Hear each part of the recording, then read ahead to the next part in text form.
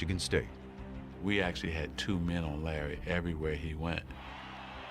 There he is, Dick. Look at they have him sandwiched in completely. I'm surprised they didn't play a box on one, you know, 4 guys on Larry and 1 on the other 4, because they didn't have a lot of talent. You know, if you stop Larry, you pretty much stop them. Look at the pressure around him. 2-3 men, and he's short. I didn't play well at all. Biggest game of my life, I didn't play well. Bird, way short. I think our length and our size, our jumping ability was able to bother him. Bird hanging, can't score. I didn't shoot well, missed, I think 3 free throws. Larry Bird has had a cold shooting night. I battled him, but I didn't have it. Look at John. Oh, there's the pass. It's all over. Michigan State University, national champions, 1979. Magic, not only were you a leader on offense, I thought you did a great job on Larry Bird in the zone denying him the ball. Yes, Coach gave us a good game plan to go against Larry Bird, and all we had to do was go out and do it. That's what we done. And congratulations, Super Bowl game.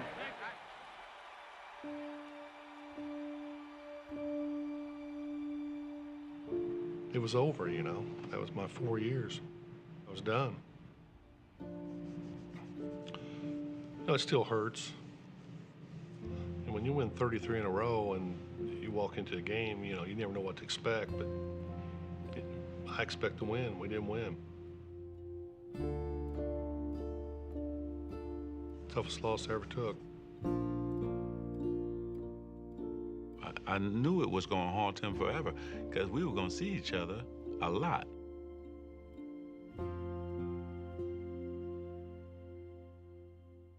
The National Basketball Association, in its 33rd season, is troubled by diminishing crowds and declining television ratings, signs that fan interest may be waning. If college basketball was flourishing at the end of the 1970s, the pro game was crumbling. After the golden era of Bill Russell and Jerry West in the 1960s, a merger with the ABA in 1976 had led not only to new teams, but a new temperament. It was a new league with new times, with renegades, with individuals. There was an argument made, plausibly, I think, that it was too black a league for the United States of America in the late 1970s. You think about the Knickerbockers at the time. The running joke was it was the Knickerbockers. You know, that's what it was. It was the N-word. It's turning off a lot of white customers that are coming to the game, you know. Why? I think there's a conflict between the white and the black, and I don't enjoy going to basketball and seeing all black players. I mean, I think when they said too black, they meant not just in terms of color, but in terms of style. Let me get mine, and the hell with yours. Basketball for us was about the best moves. You wanted to be that big player that everybody talked about. You wanted to be the one. You didn't think about winning championships or team play. And those were just the issues on the court. The NBA had this image of an all-black league with a bunch of guys who did drugs. The teams were losing money, and they had no sponsors. And that's pretty much a death knell right there. It's a known fact that you need your white superstars. You just need more white ball players on the team for the white fans to identify with. And in the newest member of the Boston Celtics, that's exactly what the league appeared to be getting. There's hope he can help solve professional basketball's difficulties, which some say are compounded by a question of black and white. The Great White Hope. What does that mean?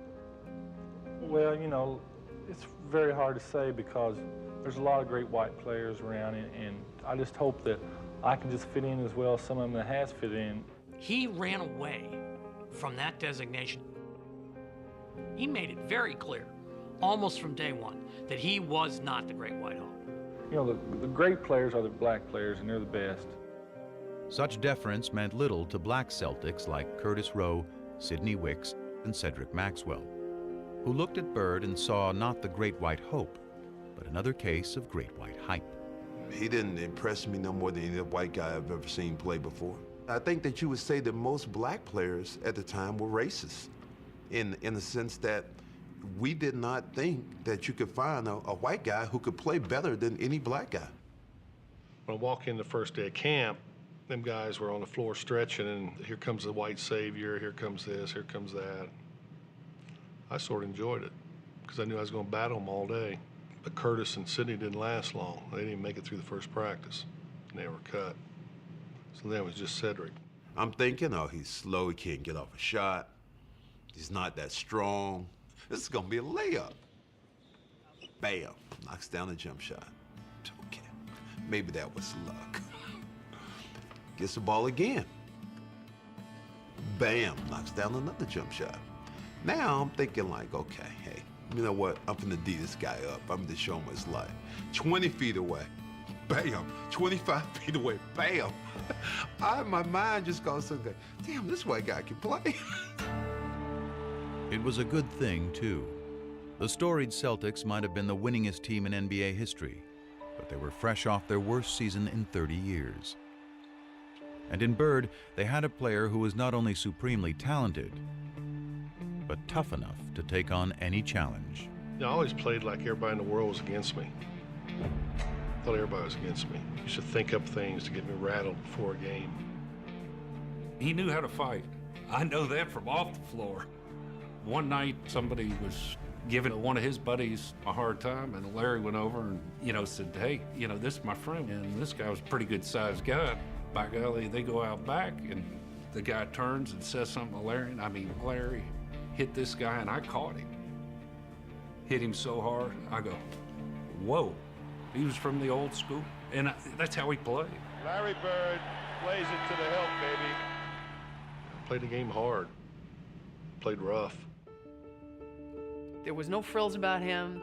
He came in, he threw elbows. There was nothing smooth about Larry. New Englanders like that. They're hardworking people. They like that that's how people view them, and that's what Larry was. Larry Bird follows his own shot. They also like winners. And when Bird led the Celtics to the NBA championship in just his second season, he was finally one of those too. Boston loved Larry Bird. It just wasn't so clear at first how much Bird loved the city back. There's only one place I'd rather be, French Lick. Thank you. Man, Larry was almost agoraphobic in his treatment of anything outside his hometown. He wanted to be the Wizard of Oz. He wanted to intimidate people and keep them at bay. The further we are away from each other, the more I like it. I had a nice little house. I had my little yard. I want to go from there to practice back. If we had a game coming up, I want to go there to the game and back home. It was all basketball. My whole life was basketball. If he was just sitting there with just me, you were looking around mumbling, trying to find things that we had in common that we could talk about. Now, we started talking about basketball, started talking about players. It was, it was great. U.S. history? Nope. We forced passes, we made errors down the stretch. Daily events? Nope. I made the shot, and from then on we was up by 2, and they had to get back in the game, which they did. Politics? Nope. Try to not do anything I can't do or do no more than what I can do. I just go out and try to do my basic game. He proudly dubbed himself the Hick from French Lick, and he looked every bit the part. But those who played him for simple did so at their own peril. One of the great ways, I think, of winding up with no money in your pocket is to think Larry Bird is dumb. Syntax is not intelligence. Unlettered is not stupid. He's got a great sense of humor. He just didn't show that to people. That didn't mean he didn't have it. He did, however, allow the public one small indulgence. You could come out on Saturday and watch him mow his lawn. Huge crowds started to stop. Larry Bird's cutting grass in front of his house. He's mowing his lawn in the springtime. Larry is about doing things himself. And I think it's one of the things that made him so beloved in Boston. But as Bird navigated through his new world, he still had one eye fixed on a familiar foe in a faraway land.